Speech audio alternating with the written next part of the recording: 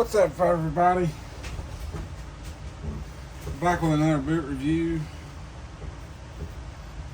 This time I've got a pair of basically what's left of the Justin Double Comfort Lacer series that you can probably get still today if you try to find them. They're kind of getting hard to find.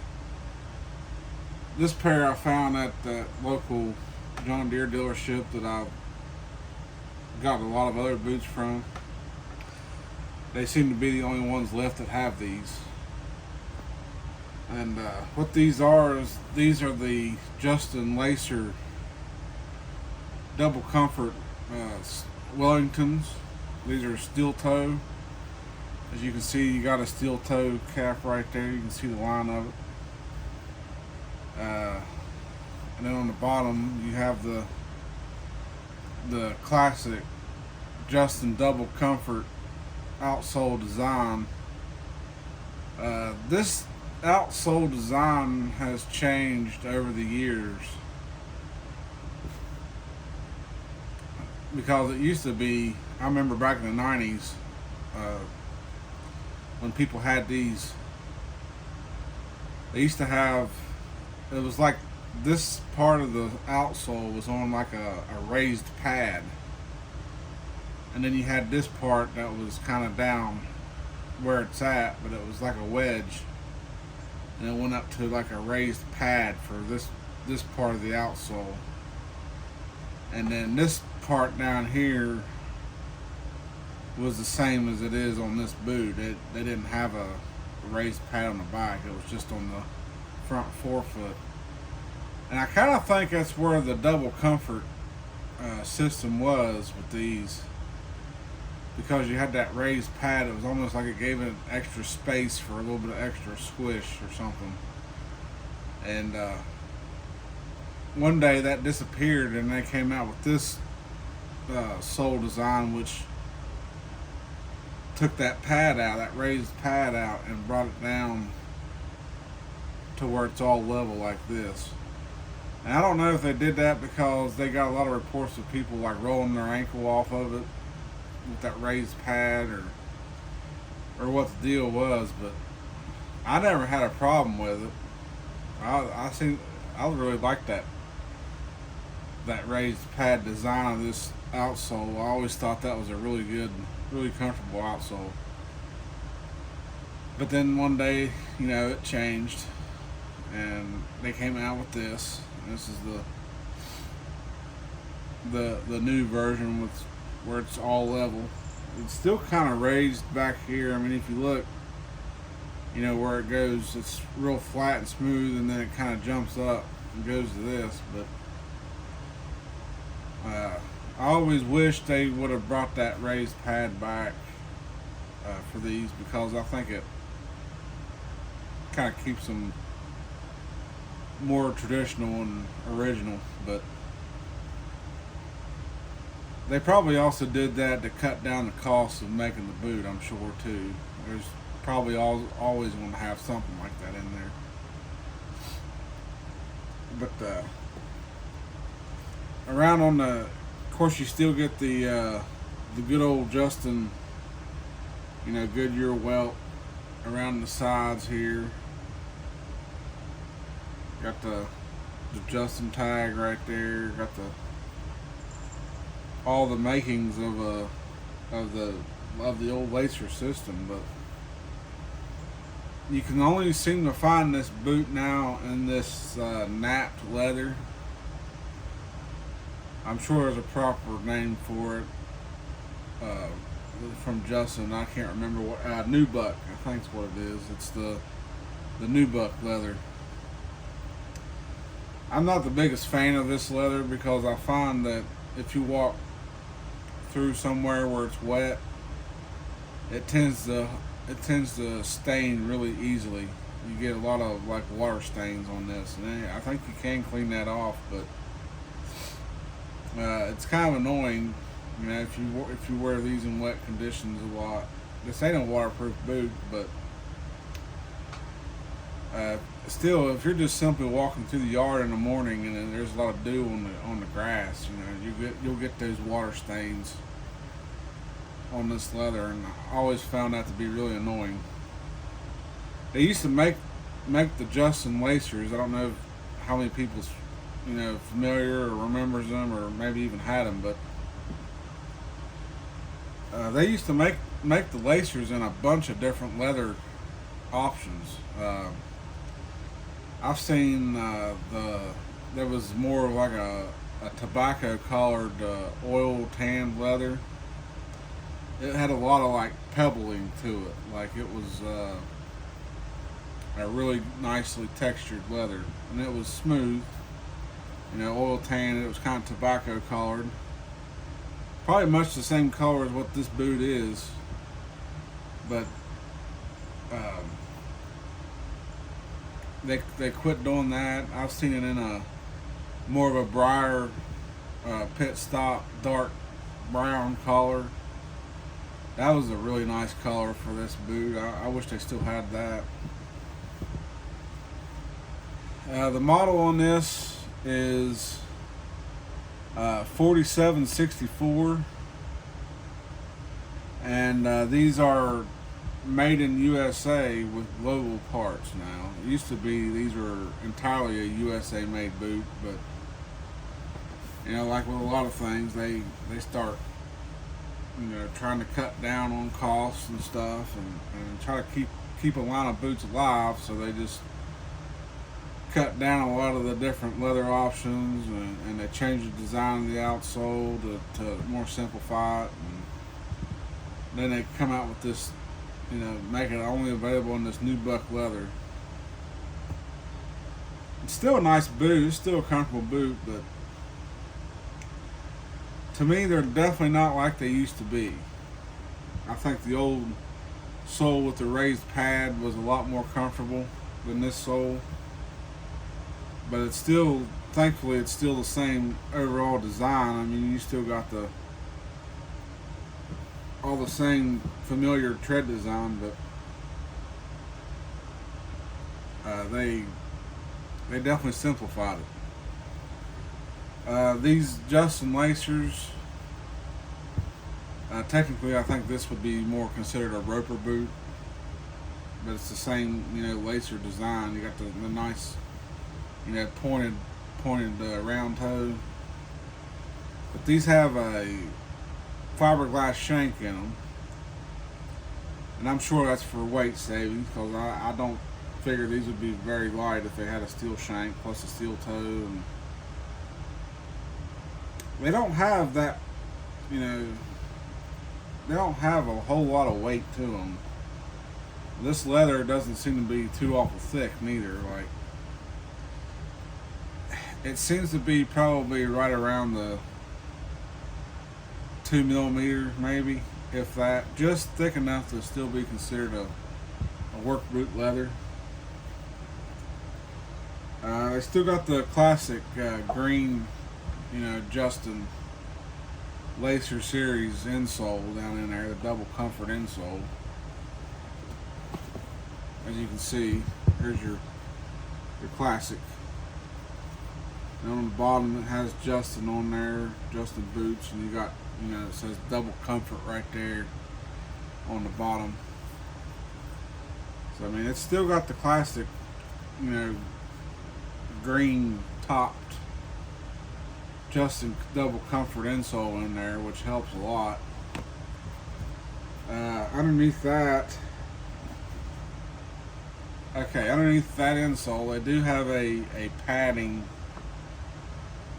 It's like a padded footbed. Well, I guess this is technically the footbed here, and then the insole.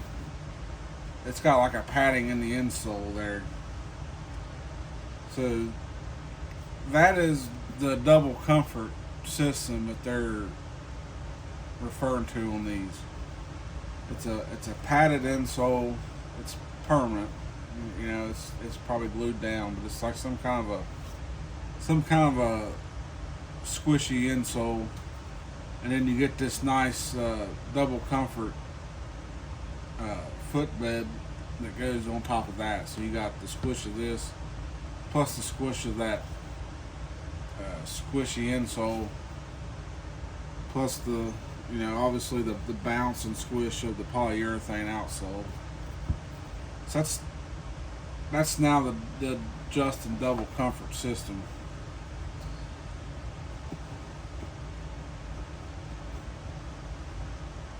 But these used to be a whole lot. That outsole used to be a whole lot bouncier and squishier. Like I know for a fact, back in the '90s and probably even back in the late '80s. I don't know when they came out with this, with the laser systems. I can't really remember. It was probably before I was even born, or it might have been just slightly after. But I know the Justin double comfort system has been around for easily 30 years. And for many people, it was a lot of people's favorite boots for a long time. Matter of fact, I got an uncle that he used to swear by the Justin Lacers, and he wore many pairs of them to work, and worked in many pairs of them, wore plenty of them out, and every time he wore a pair out, he would go buy another pair. So they have had their success with a lot of people's loyalty to the Justin Lacers, and I'm really surprised that they brought the series practically to an end, to where now it's almost impossible to find. With a lot of people's favoritism towards that line of boots from Justin, you'd think Justin, the smart thing would be to keep that line going and keep people's favorite boots being made, because they know they would sell. I mean, they've sold enough Justin Lacers over the years. I'm surprised that they even had to cheapen the boot down any, by taking away all the leather options and simplifying the outsole and everything. I figured that that series has made Justin so much money over the 30 years, at least 30 years, that they should have been able to come up with even more leather options and keep the boot being made in America and stuff, which they have been able to keep it in America. But it's sad to see a very favored boot style or boot model to be ended or come to an end. Even when I was going through high school and stuff, I remember I'd wear these Justin lace-up lacers, which I got a pair of those too. That's going to be the next review. But I bought these because you can't get the Justin lace-up lacers in a steel toe anymore. They're all soft toe, and they're all this nubuck leather. And so I wanted a pair of steel toe. The only way to do that was to buy the slip-on roper with a steel toe in it, which nothing wrong with them. They're still a good comfortable boot, but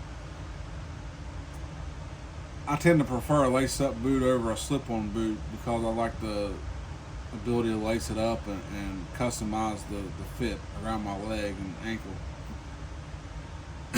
And a slip-on boot, after it breaks after a slip-on boot, or a Wellington boot breaks in and gets nice and stretched out, they tend to feel quite floppy on my leg and loose. So that's one reason I'm not a fan. I'm afraid, once this boot gets stretched out and floppy loose, it might cause me to roll my ankle, because the boot is stretched out. It's no longer giving you any support on your leg, because you don't have laces to tighten it up. Now, of course, boots in general, they were Wellington style boots before they were lace ups.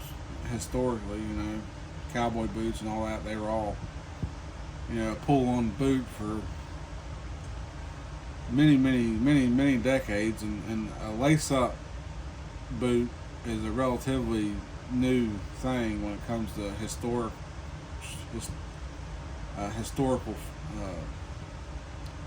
references in boots. But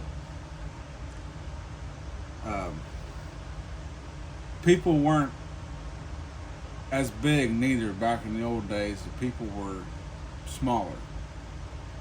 You think of a time, back 100 years ago, before there was such thing as McDonald's and Wendy's and Burger King and all these fast food restaurants.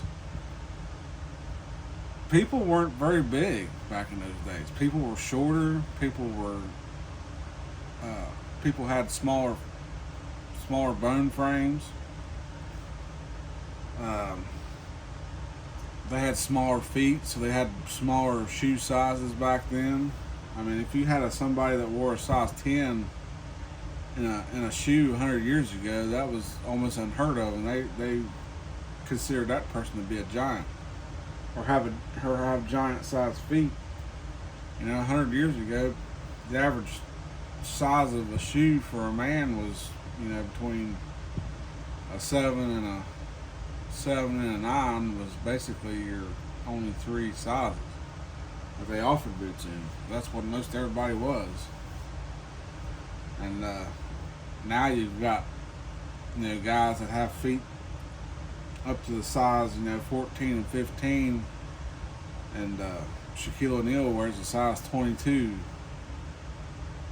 So I don't even want to imagine how hard of a time he has finding shoes. But yeah, these are a size 9.5D, and they fit perfectly. Like I said, Justin's always tend to run a little large, so I can wear a D width in this boot, and it works just fine. As you can see, it's not rolling over the sides and I'm not standing on the weld in these where it wouldn't be wide enough. They're generously cut. And the last that they build the lacers on, I think it's called a 75 last, I think. I'm not 100% sure. But it's a very, very forgiving last, and they tend to cut, a lot fuller. So you get a more generous fitting boot. They tend to run a little large. So, I mean, you'd have to have some pretty ridiculously wide feet to jump up to a double E in a Justin like this. I've got very wide feet for most people's standards that I've come to notice. And if I'm in a D width in this boot and I got really, really wide feet, most people's not gonna have problems. And I think that's why too that this boot was so popular and so well liked by people, was because of the generous fit. People with wide feet could buy a D width and it'll fit. They didn't have to feel, they didn't have to feel like they were, an outcast, or, feel weird that they had to buy, this triple E or H width boot. And I have to do that with Red Wings. Red Wings is not quite as generous of a width fit, so I have to size up to a triple E, and the 40 and the 2414. That boot is only available up to an E width. And then like the 2408 and the 2.0 Super Soul Series boots, like the 2414 is, the 2408, I'm in an H. And that's equal to a quadruple E. So that's about where that's at. So, I mean, I'm pretty thankful that they made these extra forgiving, because they tend to carry a lot more D widths in Justins than they do in double E's and up. So it makes buying these, being able to buy these a whole lot easier, even though these are hard to find. But I think that's probably about it. I mean, this is such a simple made boot. There's like no, you've got a little bit of stitching going on around here and up at the top and stuff. All that's in good shape. You know, of course. Now on slip-on boots, there is one thing that a lot of people have trouble with slip-on boots, and that's going to be this side seam right here. There's a lot of times where people has blown this side seam out, and over time it just fails and busts open. And of course, these are still relatively new. I've only worn these a few times, and this side seam's still in like new condition. All the stitching in the whole boot's in like new condition. As you've seen when I pulled the insole out, there was very little fuzz at the end of the footbed, but the you know, they got the classic stitching around through here on the front there. But I mean, this boot ain't even hardly got any scuffs on it. I've not worn these very many times, and part of the reason I don't wear them that much is because of the scarcity of them. You know, if I wore these for, you know, a year straight or something and wore them plumb out, there's a good chance that if I go back to try to find the boot again to replace it, I wouldn't be able to. They would be completely gone off of the market by then. So I mean, these are more or less a collector's boot for me. Just, you know, one that I have in my collection for the nostalgic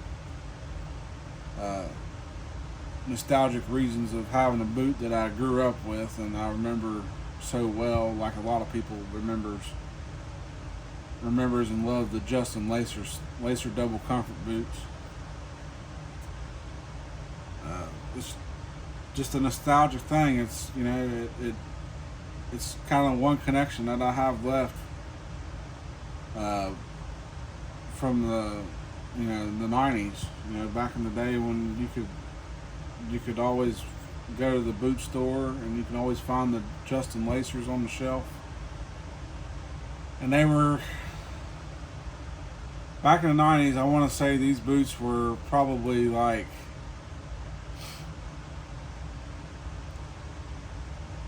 I think they were about $120 in the 90s, which back then was quite a lot of money for a pair of boots.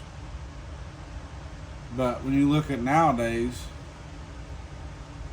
you know, Justin could probably get away with selling this same boot for $250. And it'd be the same boot that it was in the 90s, but of course with the advent of inflation over the course of 25 years or so, it kind of makes, you know, the prices on these things go up a little bit. Of course, the market on the materials goes up too, so that don't help. But these do have a midsole. It's kind of hard to see in the video, I'm sure, but if you look at the welt, and then you'll see a seam right there, and then you'll see a second black layer. That's the midsole, and then you got this outsole. I think Justin was having a hard time at one point with this outsole having separation issues. I think they had a problem with the glue for about 5 or 6 years. They had a problem with the glue. It was like a bad batch of glue, and you'd have a little bit of sole separation, but they seem to have fixed that now, and these are solid everywhere through the whole outsole. So we're not having any sole separation issues. It's got a nice tight seam right there on the welt where the two ends of the welt come together. It's pretty tight right there. Nothing crazy. Uh, this right boot here, it's a lot of the same thing going on with it. It's, you know, everything's in top-notch, brand new shape still. I've not worn these, but just probably barely enough to get them broke in, but that's about it. Every now and then I'll pull them out and wear them around a little bit.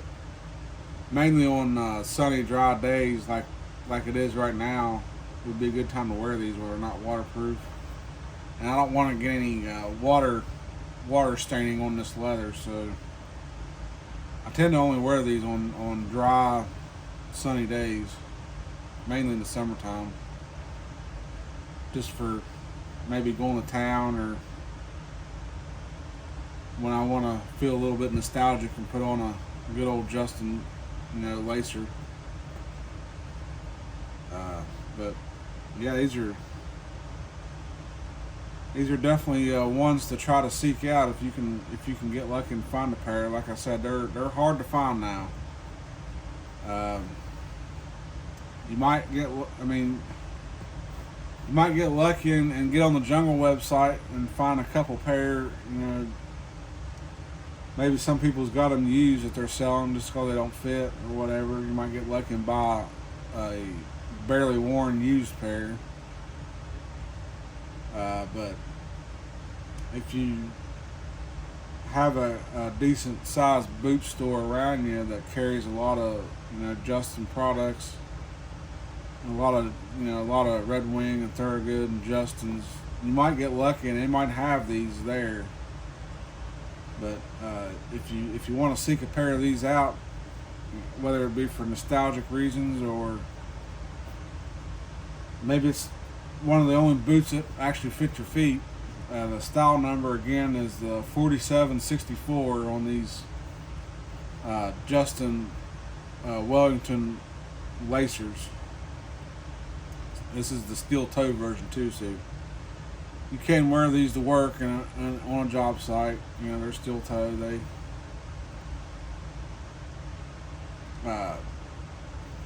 Cool little story before I end the video that I remember growing up with this same exact boot.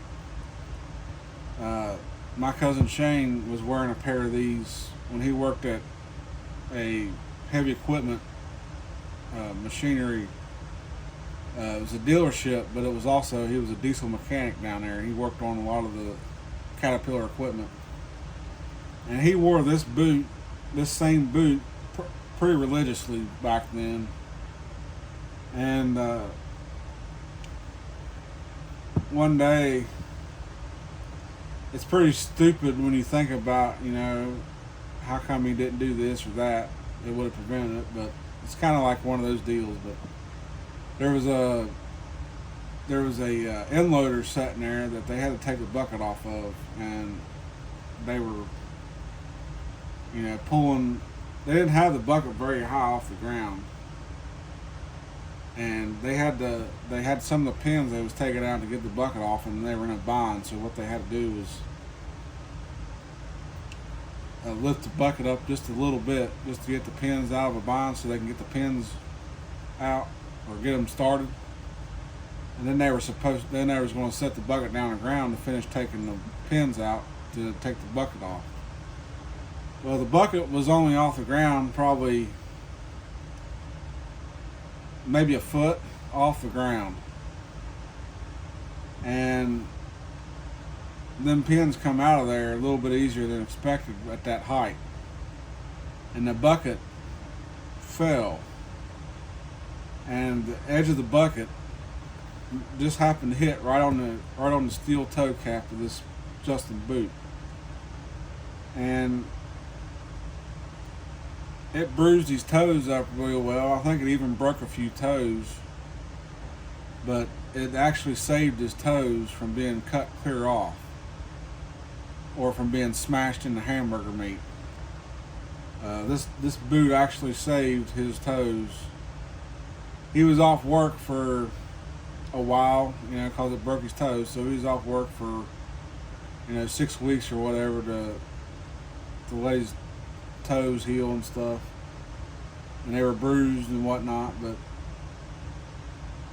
after that, you know, he went back to work, and this, surprisingly, this steel toe cap, it don't look like much of a steel toe cap in this boot. You know, it's a small area, but he got lucky, and the steel toe cap saved